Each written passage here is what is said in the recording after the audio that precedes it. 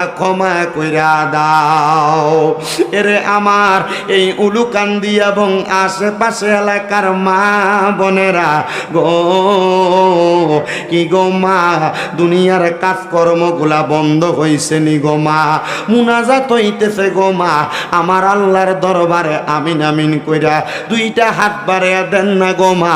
আমাদের বিশ্বাস আছে আমার আল্লাহ একটা হাতও খালি ফিরাইয়া দিবে না। মারা গো,